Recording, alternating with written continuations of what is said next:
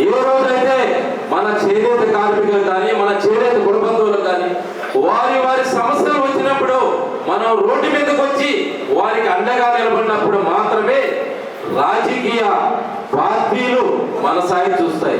ఒకటే ఎలక్షన్ అప్పుడు మాత్రమే నేను మీ కులంలోని నాకు ఓటేయండి అని ఆ రోజు మాత్రమే మాట్లాడతాం. కానీ ఈ రాజకీయ పార్టీలు ఓటర్లు కానీ మనవాళ్ళు కానీ మద్యానికి మాంసానికి మనీకి బాలిసికి ఒక మత్తులోకి తీసుకెళ్ళిపోయి వాళ్ళందరినీ మనం ఒడిసి పట్టుకోవాలంటే ముందు మన వారి కోసం మనం గొంతు ఇవ్వాలి, అండగా ఉండాలి, వాళ్ళ సమస్యల వేళ స్పందించాలి. అప్పుడే రాజకీయ పార్టీలు ఓహో పలానా ఊర్లో చీరాల్లో ఈ రోజు 200 మంది 500 మంది సమావేశం పెట్టుకున్నారు, ఒక కార్యక్రమాన్ని తీర్మానించారు, ఒక ప్రణాళిక రచించారు. ఈ ప్రణాళిక 25 పార్లమెంట్ లో ఉండే ప్రతి పార్లమెంట్ లో కమిటీలకు పోతుంది. ప్రతి పార్లమెంట్ లో 100 మంది 50 మంది 1000 మంది రోడ్డు మీదకి వచ్చి వారి హక్కులు ప్రశ్నిస్తారని ఎప్పుడైతే బలం చూపిస్తామో అప్పుడే రాజకీయ పార్టీలు కొనసాగుతుంటాయి. ఈ మధ్య కాలంలో నేను నెల్లూరులో తుఫాను సహాయంలో గత ప్రభుత్వంలో 3800 కుటుంబాలు మగ్గాలు ఉన్నాయని నేతన్న నేస్తం ఇచ్చారు అప్పుడు ప్రభుత్వ పెద్దలు. కానీ ఈ ప్రభుత్వం వచ్చేసరికి 1000 మందికి లోపలే తుఫాను సహాయం ఇచ్చేసాం అయిపోయిందని తేల్చేసి పక్కన మారేశారు. ఏమయ్యా అని మేము అడిగితే అసలు మీ వాళ్ళ మగ్గాలు ఉచిత బియ్యం కోసం పెట్టుకున్నారని మమ్మల్ని ప్రశ్నిస్తున్నారు. దానికోసం మేము చేనేత కార్మిక సంఘాల పెద్దలు అక్కడ ఉండేవారు, నెల్లూరులో ఉండే కటికాల వెంకటేశ్వర గారితో కలిసి అక్కడ ధర్నా చేసాం. దానికి స్పందించలేదు.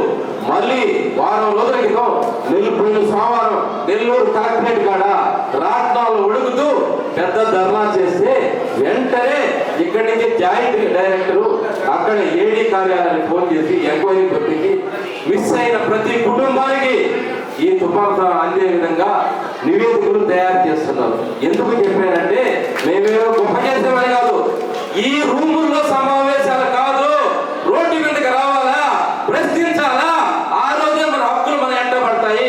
ఆ విధంగా మన చేనేత కార్మికుల్ని మోటివేషన్ చేయాలా, వీధి సమావేశాలు జరపాలా, గ్రామ సమావేశాలు జరపాలా. అప్పుడు దాకా ఇదే ఫలితాలు తప్ప నాయకత్వం తీసుకున్న పెద్దలు అట్టడి వర్గాల చేరినంత కాలం ప్రభుత్వాలు ఇదే విధంగా స్పందిస్తాయి. ఒక ఈ ప్రభుత్వమే కాదు, రేపు ఇంకో ప్రభుత్వం వచ్చినా ఇంతే. ఎందుకంటే వాళ్ళకి ఐకమత్యం ఉండదు. ఉండేది 6 గ్రూపులు 12 శిబిరాలు ఉంటాయి, అంతేగాని అందరూ ఒక గొడి కిందకి రాదు అనే నినాదం రాజకీయ పార్టీల్లో ఉంది. అలాంటప్పుడు రాజకీయ పార్టీలు ఈ రాష్ట్రాన్ని శాసించే 2 సామాజిక వర్గాలు కాడికి ఎందుకు వెళ్తారంటే మన వారికి సమస్య వచ్చినప్పుడు ఆ ఊర్లో రెడ్డి నాయుడు రాజకీయ పార్టీ తీరుస్తున్నాడు, చేనేత నాయకుడు తీర్చలేదు. ముందు మనలో లోపం ఉంది. దయచేసి చేనేత నాయకులారా మనల్ని మనం కరెక్ట్ చేసుకుందాం, మనల్ని మనం పరీక్షించుకుందాం, పరిశీలన చేసుకుందాం. మనం మారి మన జనాల్ని ఉత్తేజం చేసి ఎప్పుడైతే రాష్ట్ర ప్రభుత్వం కాదు, కేంద్ర ప్రభుత్వం కాదు, ఏ ప్రభుత్వం అయినా దిగి వస్తుంది. ఈ మధ్య కాలంలోనే 2-3 విషయాలు చెప్తాను. 2000 తర్వాత మా జనరేషన్ తెలిసి జల్లికట్టి ఉద్యమాలు వద్దని సుప్రీంకోర్టు చెప్పింది. బాబు గేదెలతో ఆడుకోవద్దు, మీ ప్రాణాలు పోతాయి. పార్లమెంట్ లో మళ్ళీ బిల్లు పెట్టి వాళ్ళ యొక్క మాది ప్రాచీన క్రీడ, మా యొక్క సాంప్రదాయ క్రీడని సాధించుకున్నాయి. ఎలా సాధించుకున్నాయి? వాళ్ళలో ఆ పట్టుతో ఉంది, తెగింపు ఉంది. ఈ రోజు చేనేత నాయకులను చెప్పుకునే మేము అలాంటి పట్టుత్వంగా పనిచేస్తున్నామా? మళ్ళీ ఈ మధ్య కాలంలో ఇంకోటి తెలంగాణ ఉద్యమం తీసుకోండి, ఒక రాష్ట్రాన్ని ఎడగొట్టి ఇచ్చారు. వాళ్ళలో ఆ పట్టుత్వం ఉంది. అలాంటి పెద్ద పెద్ద సమస్యలే పరిష్కారం అవుతుంటే చేనేతలకి 5 సీట్లు 10 సీట్లు సాధించుకోవడం పెద్ద సమస్య కాదు. మన యొక్క కార్మికుల బాగోగుల కోసం సంక్షేమ పథకాలు తెచ్చుకోవడం కూడా పెద్ద ఇష్యూ కాదు.